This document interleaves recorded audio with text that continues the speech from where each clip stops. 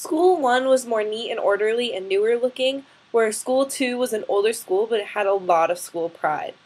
The setting of School 1 was in an upper middle class neighborhood and it was surrounded by a middle school and only a gated community. It was very open. School 2 was in a more urban area and not really where I expected a school to be. It was surrounded by a lot of houses and it was very crowded in that school area. A specific incident that made me think of how the school was supporting student achievement was that the school gave everything that the student needed to succeed. A specific example of that would be the teacher in School 2 gave her students, I observed the week before a test, so the teacher put the desks in the test structure the week beforehand so that the students could get used to that structure before they were thrown into the test, which I thought was great so that the students knew how to behave before the test.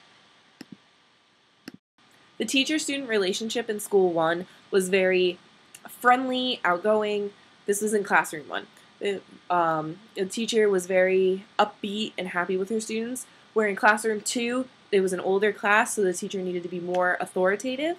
And in the classroom in School 2, she was very authoritative with first graders because of their backgrounds and needing to be more disciplined.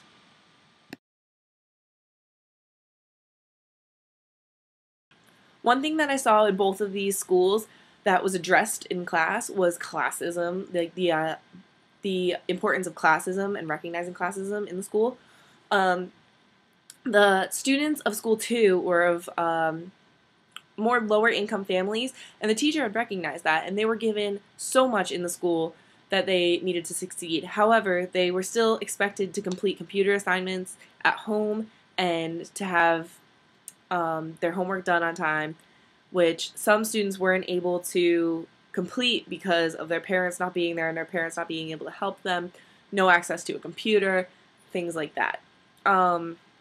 One student had submitted homework that looked like he ate off of it, which is something that the teacher was aware of. This teacher was aware that that student had home issues, which I thought was great because as a teacher you need to be aware of those things. School 1 was more of an upper middle class school. Therefore, they saw that children, they did get parent help. Their parents were very involved.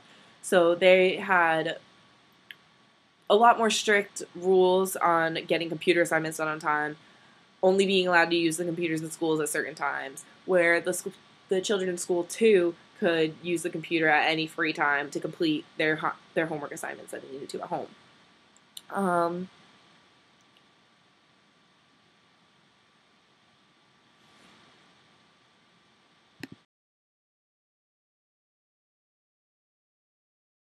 This experience helped me learn a lot about having to teach a diverse group of students, especially with school achievement, because not everyone was expected to achieve the same level, but not everyone was capable of achieving that, and the teachers knew that, and they adapted to it, and they helped their students push as far as they could to succeed at their level.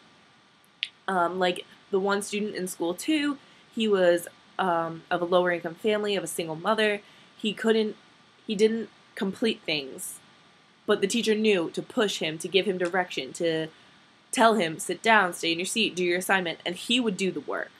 Whereas in School 1, the classroom was given a simple direction, and they all knew to do it. Same in School 2, where that boy needed direction and needed to be constantly reminded, do your work, do your work, do your work. The girl next to him did not need that same direction. She was told, do your work once, she completed her packet, she sat down, she started reading her SSR book. So that just shows how I need to learn, I need to implement, I need to know how to teach a diverse classroom and know what student needs what, and know what kind of background of a student leads to the behavior in a classroom.